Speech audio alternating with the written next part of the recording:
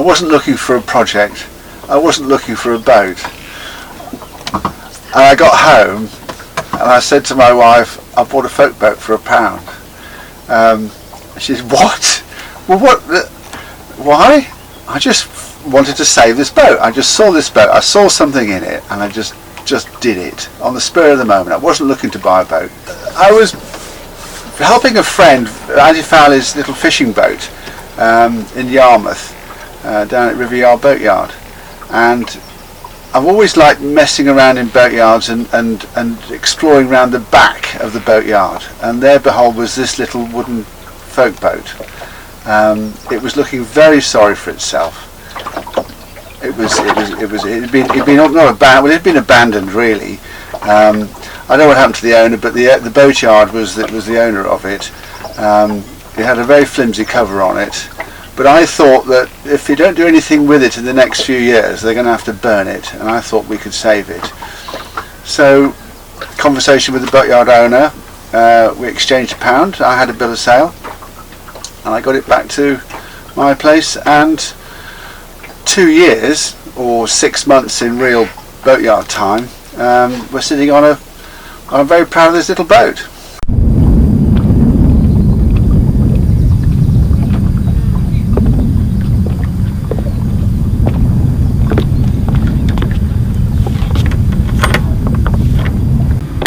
But the boat I was copying, because I looked at lots of Google pictures, and I liked the fact that the coach roof sides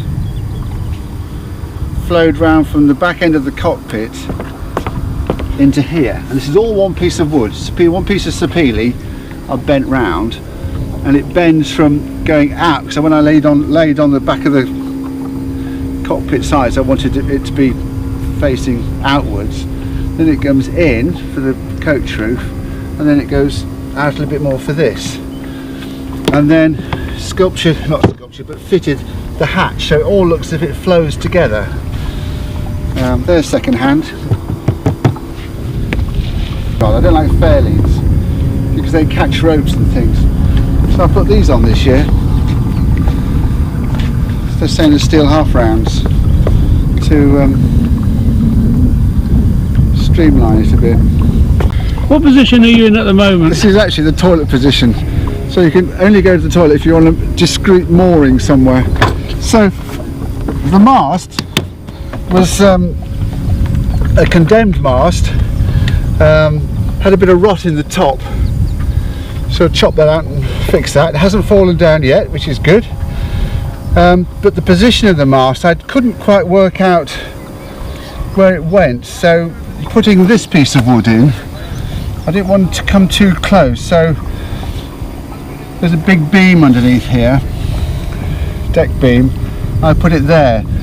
All the other folk boats, I think, have it here, so I've lost about this much of accommodation, but that doesn't really matter. I made these up. It's a very good stainless steel guy in Cows. He made up these, and these all feed aft because I don't want to be going on the foredeck. Bigger boat. While I'm down here, I must show you this year's latest addition to this little boat. So the shape of the bottom of the boat is wine bottle shape, therefore one's got to put a wine bottle to fill the shape, and we have 6 bottles at beautiful wine serving temperature stowed away in the bottom of the boat where the weight should be. And I think when I do round the island race, all that's got to come off.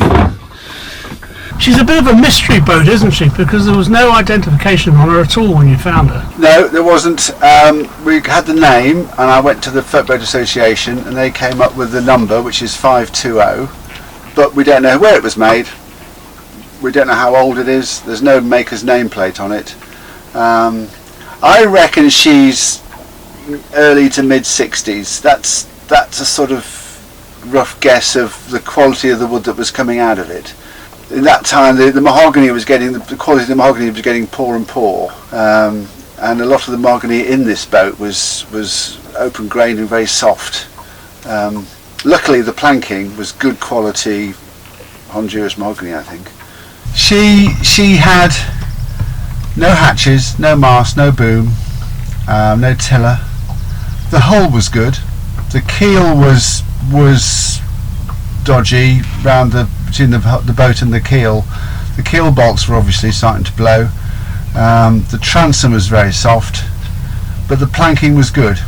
The planking was good. Inside, a lot of the original stuff was in here. It had been robbed for various things. All the hatches had gone, all the fittings had gone off it, been robbed for other boats.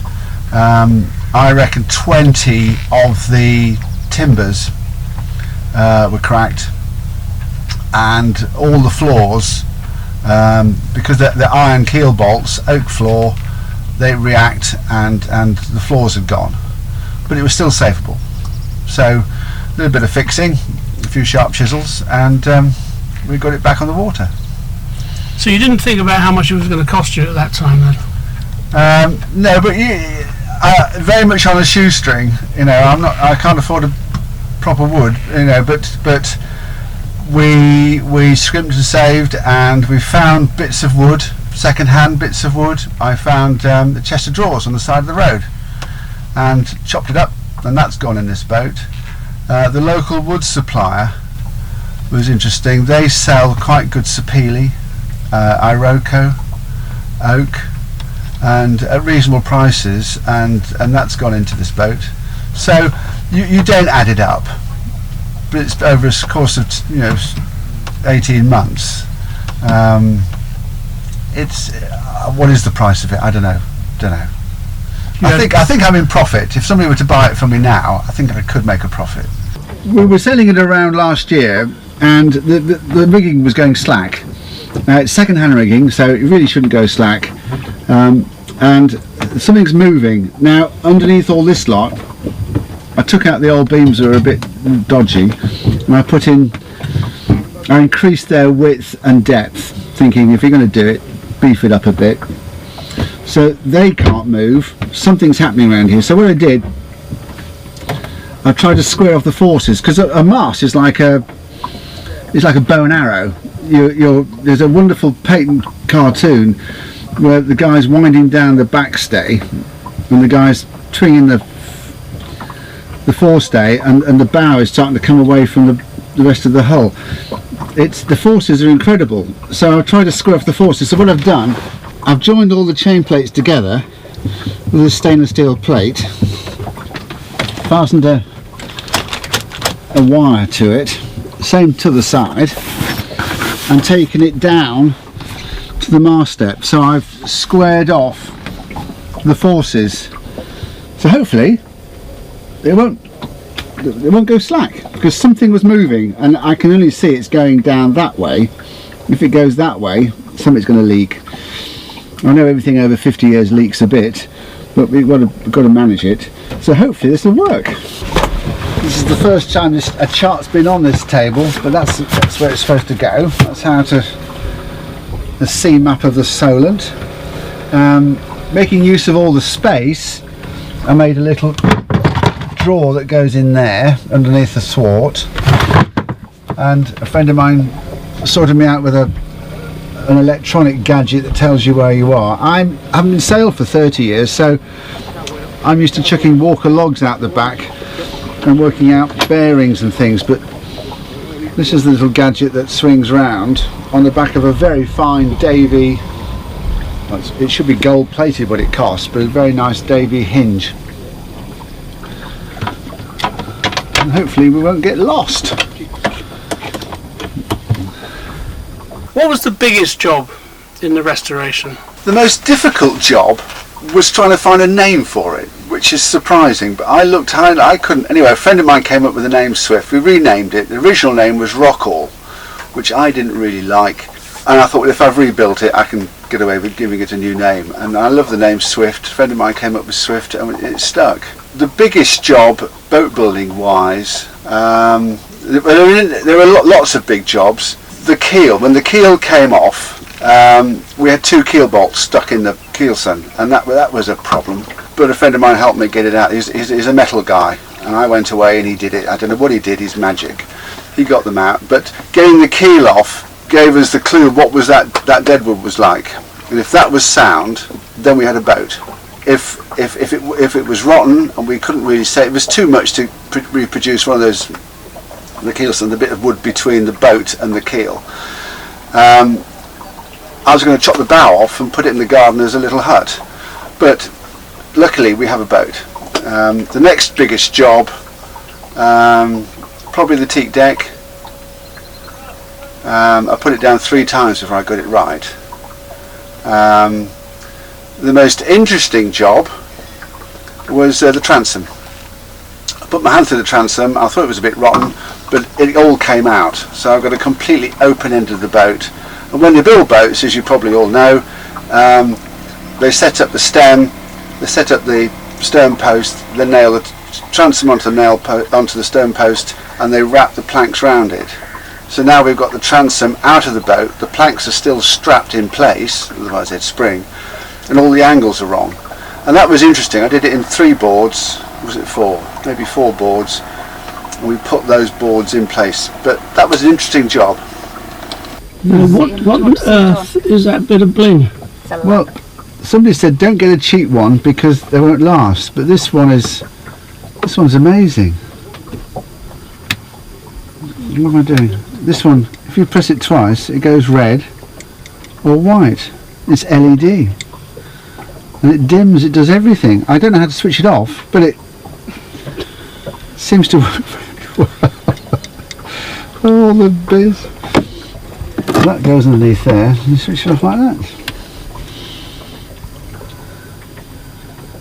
This is on here because when I fitted this, I didn't realise the length of a radio, and it hits the side of the hull, so I've had to pack it out a bit.